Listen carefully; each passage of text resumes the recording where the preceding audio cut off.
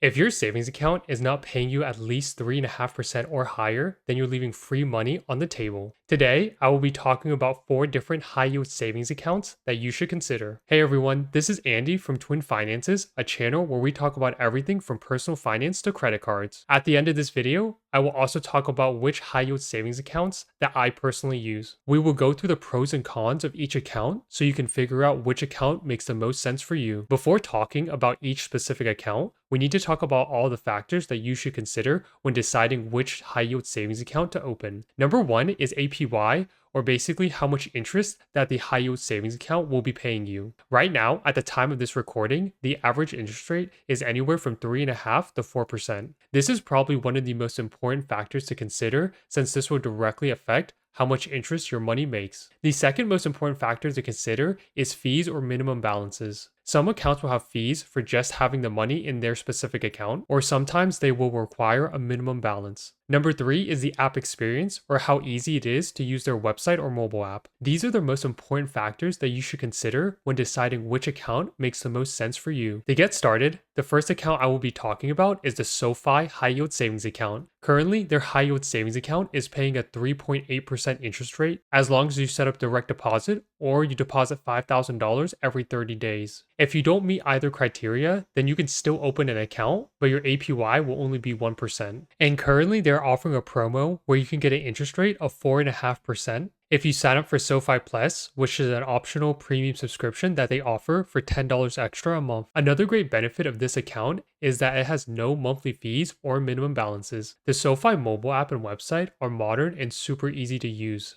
And in my opinion, they have one of the best mobile apps and websites when compared to other banks. One downside of SoFi is that because it's an online bank, it doesn't have any physical branches. So just make sure to consider that factor if that's something that you really value. One unique benefit of SoFi is that they offer FDIC insurance up to $3 million.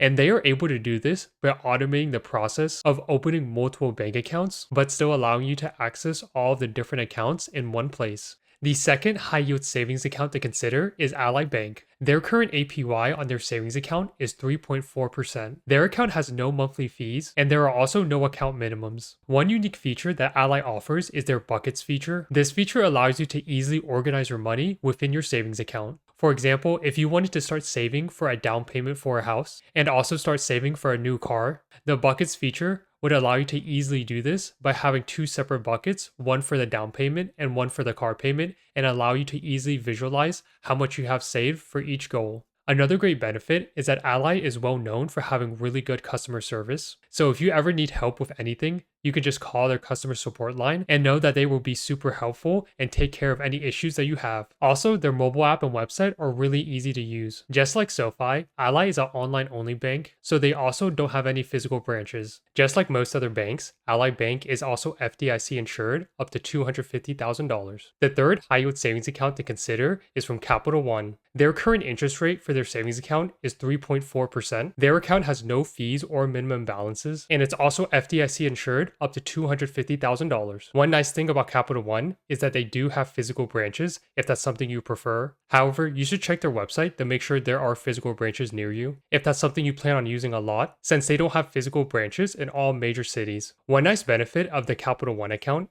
is that if you need to withdraw money and there are no Capital One banks or ATMs near you, you can use any ATM that Capital One is partnered with, and you don't have to pay any fees when you do this. You can easily find ATMs that Capital One is partnered with by using a website that Capital One offers where you can type in your zip code and it will show a map of all the nearby partnered ATMs. So the Capital One high yield savings account is a great option for those looking for a more hybrid solution where you have access to an online account, but you also have access to physical branches if they're near you. The fourth and final high yield savings account to consider is from American Express. Their current interest rate is 3.5%, and their account has no monthly fees or minimum balances, and is also FDIC insured up to $250,000. One downside is that there's no checking account or debit card associated with this account, so it's purely just a savings account. For all the previous high yield savings accounts that we've talked about so far, each of them will also have a checking account associated with your high yield savings account, and you will also receive a debit card to go with that. So if you just want a simple account where you can park your cash and earn a good interest rate,